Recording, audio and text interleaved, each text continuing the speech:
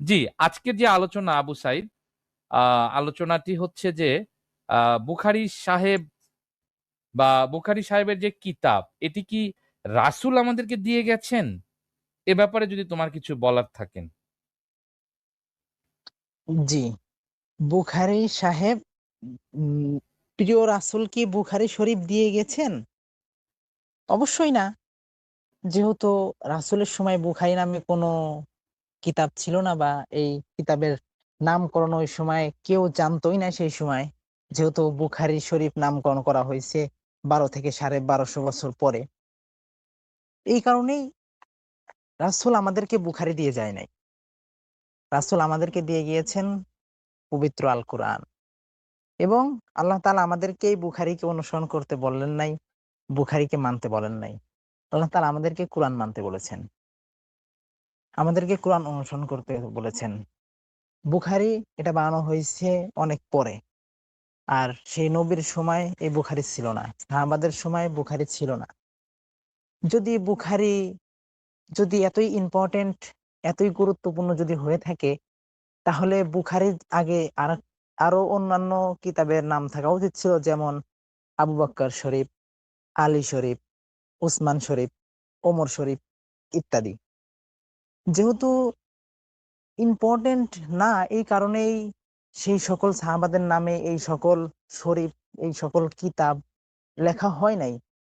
যদি এত ইম্পোর্টেন্ট হতো এই বুখারী, তিরমিজি, তাহলে ওই সকল সাহাবীরা যারা নবীর সময় ছিল, নবীকে দেখছেন, নবীর সাথে চলাফেরা করছেন, তাদের নামে থাকতো। তাদের নামে একটা কিতাব থাকতো। কিন্তু তাদের নামে নাই। এইগুলা তৈরি করা হইছে অনেক পরে। মানুষকে আসল জায়গা থেকে সরিয়ে অন্য জায়গায় নিয়ে যাওয়ার জন্য এইগুলো তৈরি করা হইছে, এগুলো বানানো হইছে, এগুলো লেখা হইছে। যদি আজ এই হাদিসগুলো না থাকতো, এই বুখারী যদি না থাকতো, তিরমিজি যদি না থাকতো, তাহলে আজ মুসলমানদের মধ্যে, মুসলিম জাতির মধ্যে এত বিভেদ থাকতো না। এই বুখারী, তিরমিজি এইগুলার জন্য আজ মুসলিমদের মধ্যে এত বিভেদ, এত ঝামেলা, এত পার্থক্য, এত মত, এত দলমত, শুধু এই হাদিসগুলার জন্য। যদি কোরআন যদি আমরা আঁকড়ে ধরতাম, তাহলে আমরা এক পথেই থাকতাম সকলে। আল্লাহ তাআলা পবিত্র কোরআনে বলেছেন সূরা আল ইমরানে যে, আমার রশি আঁকড়ে ধরো। আমরা আল্লাহর রশি আঁকড়ে না ধরে আমরা বুখারীর রশি, তিরমিজির রশি, আবু দাউদের রশি, ইবনে মাজার রশি, ফতুয়া আলমগীরের রশি ইত্যাদি, এই রশিগুলো আমরা ধরেছি বিধায় আজ আমরা পথভ্রষ্ট হচ্ছি এবং আমরা পথভ্রষ্ট হয়ে গেছি। এখন আমাদের করণীয় হলো ওই পথভ্রষ্ট থেকে ফিরে আসার পথ একটাই।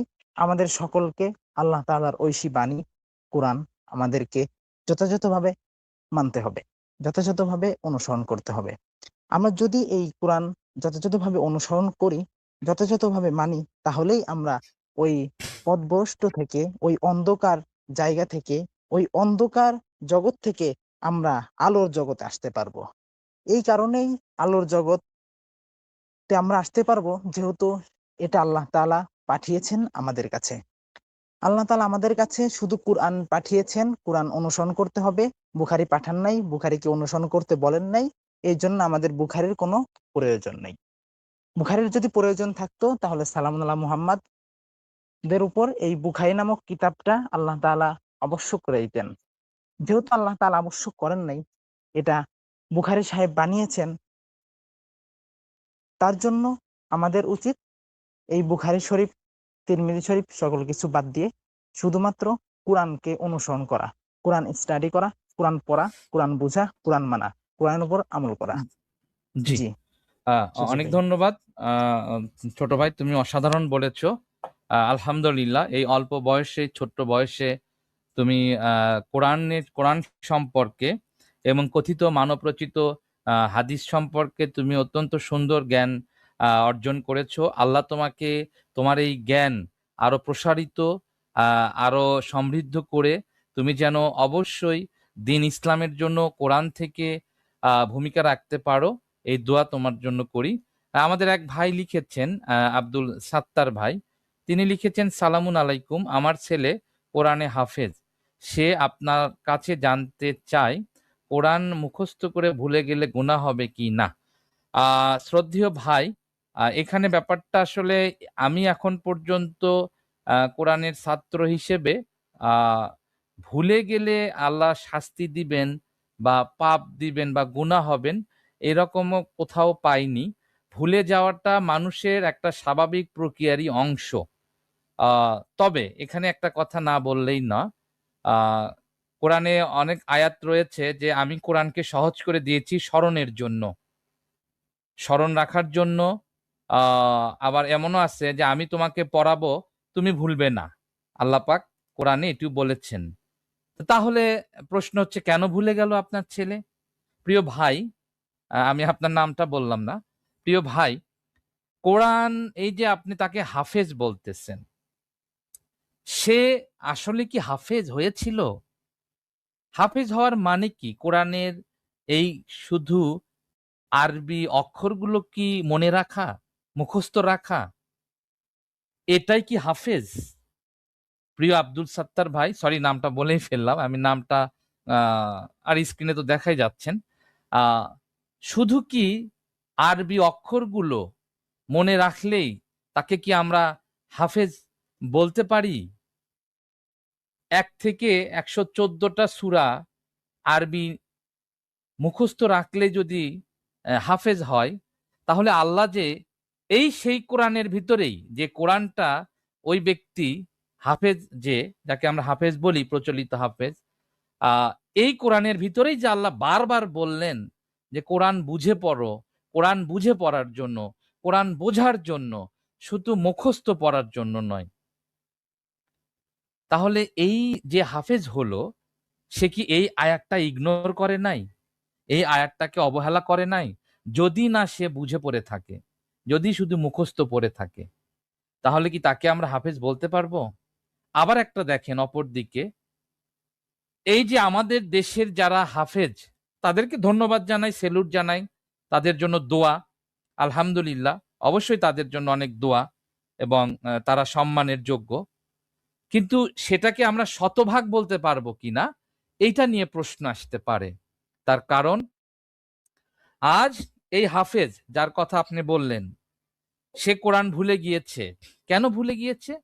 কারণ সে শুধুমাত্র কোরআনটার অক্ষরগুলো মনে রেখেছিল বা মুখস্থ করেছিল। কোরআনের যে মর্ম কথাটা, নির্যাস, কোরআনের মূল বাণী সে মনে রাখে নাই, বা সে সেটা বোঝেও নাই।